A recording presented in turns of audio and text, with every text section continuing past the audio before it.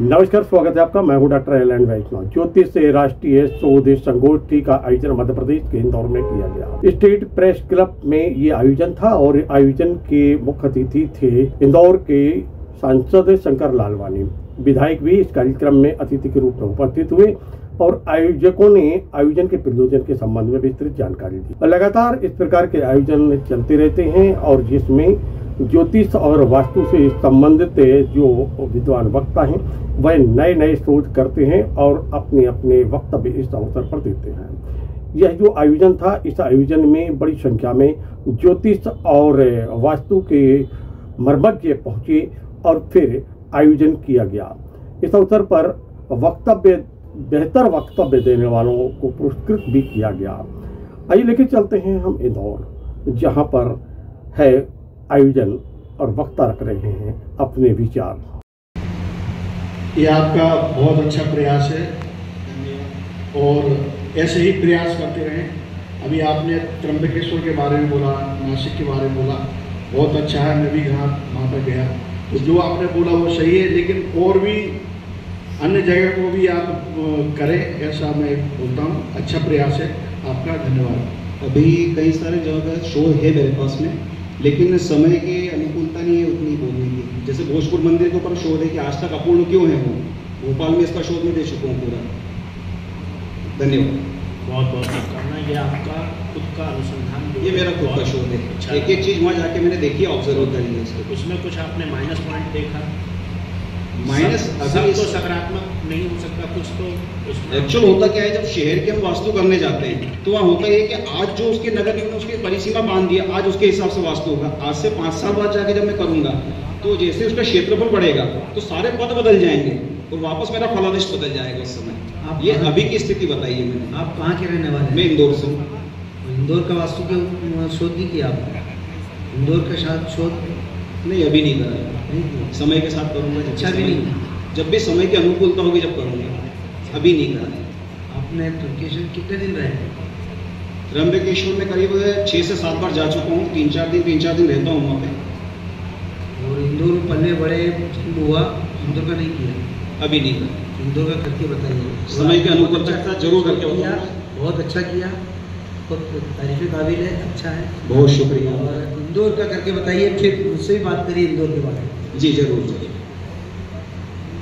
मैं आपका ध्यान थोड़ा इस और भी आकृष्ट करना चाहूँगा। त्र्यंबकेश्वर की बात की गई है, कुशावर्त तीर्थ आदि स्थानों का, और आपने कहा कि वहाँ की जो समृद्धि के जो बहुत सारे राज हैं वो वहाँ का वास्तु हो जाता है।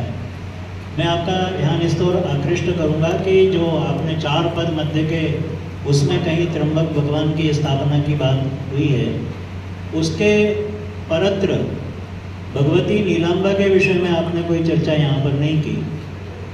और ये जो दोनों को यदि हम लोग वहाँ की अधिष्ठात्री देवता नीलांबा देवी हैं, नीलांबा देवी और जिस पर्वत के ऊपर वो स्थित हैं वो किस जगह पर, वो किस पद पे आ रहा है, उसको थोड़ा सा देखें तो आपको ऐसा लगेगा कि ये समृद्धि की नगरी नहीं है, मोक्ष की नगरी है।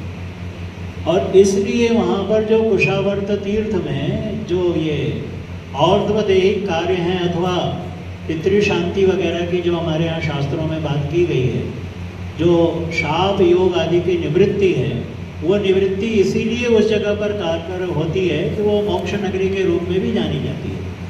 और उसका रहस्य यथासंभव जब आप अगली बार जाएं तो भगवान त्र्यंबकेश्वर और भगवती नीलांबा, इन दोनों के मध्य के पदों का अध्ययन करें तो आपको ये रहस्य उद्घाटित हो सकता है। चलो, धन्यवाद। धन्यवाद। वास्तु की बात कर रही है और इस बार का जो हमारा स्लोगन था शास्त्र रक्षा और राष्ट्र रक्षा, वो कहीं ना कहीं पूर्णता की ओर दिखाई दे रहा है। जुडिशियल भी यहाँ पर बैठे हैं, बोलने वाले वक्ता भी बोल रहे हैं और विश्लेषण करता हमारे डॉक्टर विनायक पांडे जी भी उपस्थित है। हमारे बीच में संस्कृत महाविद्यालय की इतिहासवेता डॉक्टर मीनाक्षी नागराज भी उपस्थित है, उनका भी मैं स्वागत करता हूँ। सभा में बैठे सभी महान विद्वानों को सादर प्रणाम। मैं वास्तुविद गौरव कुमार गुप्ता वास्तु दुनिया ग्रुप से हूँ। मेरा विषय वास्तु है। मैं विगत कुछ सालों से वास्तु विषय पर शोध करता आ रहा हूँ इसमें अभी तक मैंने कई घर, office, factory, farm house, Tirupati Balaji मंदिर, भोजपुर मंदिर, कुछ शहर जैसे त्र्यंबकेश्वर आदि पे शोध करा है। तो आज मैं आप लोगों के सामने त्र्यंबकेश्वर शहर के बारे में कुछ बताना चाहूँगा कि उसकी वास्तु स्थिति कैसी है।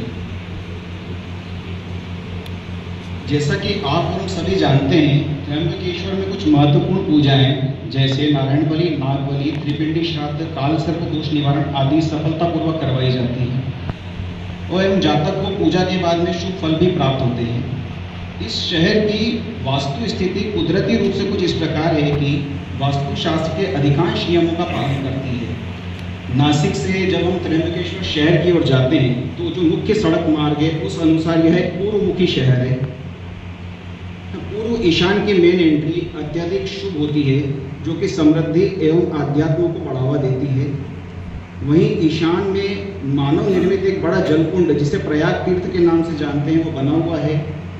इस शहर 3 ओर से बड़ी एवं भारी पहाड़ियों से घिरा हुआ है। शहर के दक्षिण, पश्चिम एवं दक्षिण पश्चिम नैऋत्य में बड़े बड़े एवं भारी पहाड़ शहर की सीमा से लगे हुए हैं। वास्तुशास्त्र के अनुसार यह एक अत्यधिक शुभ स्थिति है।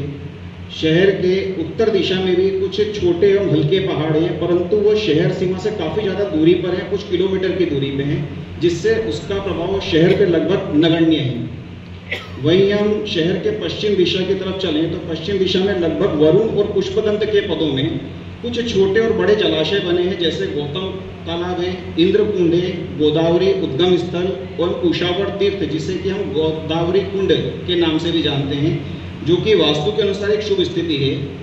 संपूर्ण शहर का ढलान यदि हम देखें तो लगभग नैऋत्य से ईशान की ओर जा रहा है।